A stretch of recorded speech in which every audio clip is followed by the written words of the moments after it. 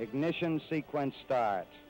6, 5, 4, 3, 2, 1, 0. All engine running.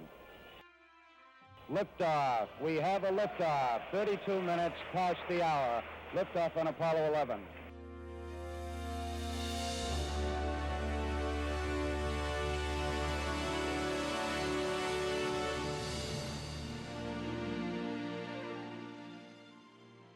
Tranquility Base here. The Eagle has landed. We copy you down, Eagle. That's one small step for man, one giant leap for mankind.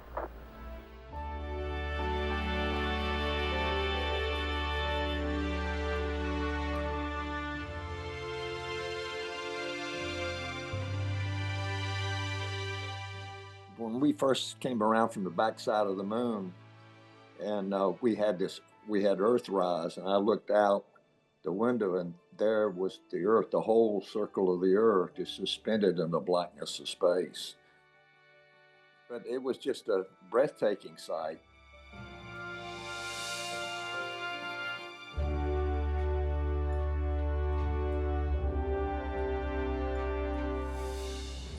I started reading the scriptures. It says God sits enthroned above the circle of the earth. And in the book it says when God made the earth, he suspended it upon nothing. And those are scriptural references of what we saw. So everything that I saw is described in scriptures. And the heavens declare the glory of God. The skies proclaim the works of his hands.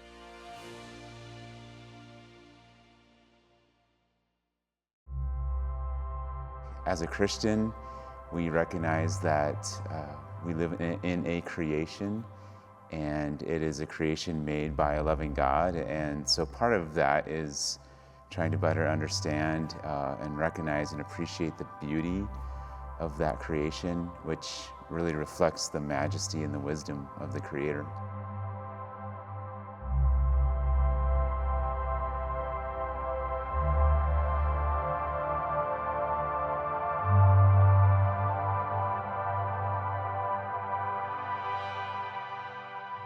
In the beginning, God created the heaven and the earth. And the earth was without form and void, and darkness was upon the face of the deep. And the Spirit of God moved upon the face of the waters. And God said, "Let there be light."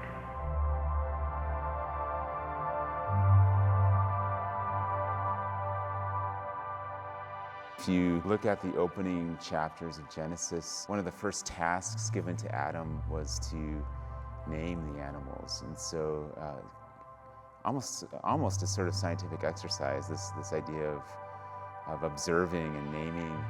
And so there is that sense of, our exploration of the world is part of that mandate. We can't really steward what we don't understand. So doing research and understanding space, understanding the Earth from space, gives us an ability to steward things that we really ought to steward. The universe is God's creation, and when we do space exploration, we're studying God's creation. So I think there's value in that. We don't need space in order to love God and love our neighbor, but nature and the universe is one way that God reveals himself to us. And so when we study it, I think we're learning something about the nature of God and what God does.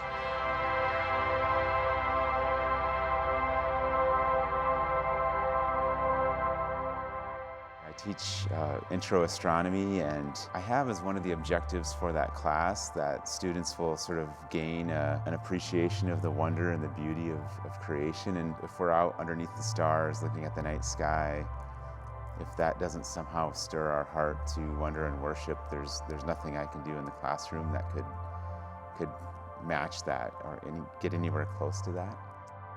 Usually the more we understand something, the more we can appreciate it. So if you think of the Psalms talking about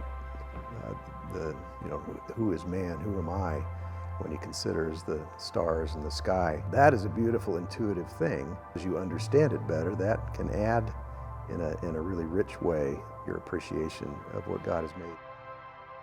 And again, I think it is something that we're born with. I think it's something that we're made with, this desire to be curious about the world.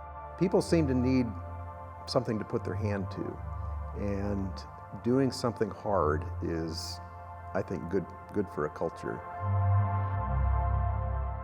and good to give inspiration for people to try to do hard things. Learning about the universe and our place in it is inspiring for people. I think that's one reason to explore space. You know, we're human beings are curious by nature, and so for the sake of learning, I think it's worthwhile. And this is like one little piece that's, let's think about the future and let's do something inspiring. Many years ago, the great British explorer George Mallory, who was to die on Mount Everest, was asked why did he want to climb it. He said, because it is there. Well, space is there, and we're going to climb it. And the moon and the planets are there, and new hopes for knowledge and peace are there. And therefore, as we set sail, we ask God's blessing on the most hazardous and dangerous and greatest adventure on which man has ever embarked.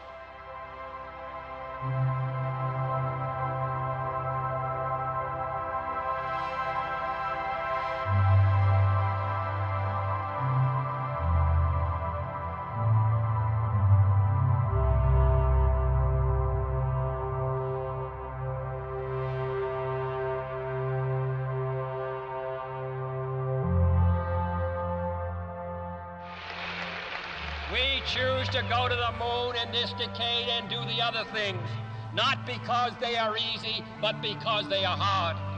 Because that goal will serve to organize and measure the best of our energies and skills. Because that challenge is one that we're willing to accept, one we are unwilling to postpone, and one we intend to win.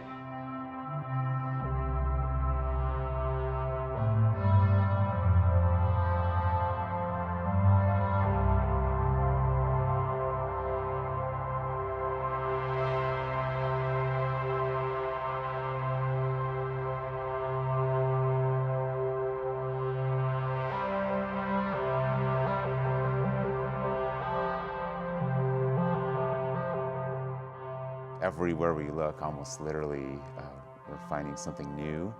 We're seeing something amazing. And I think all of that just speaks to, again, the wonder and wisdom and majesty of the Creator.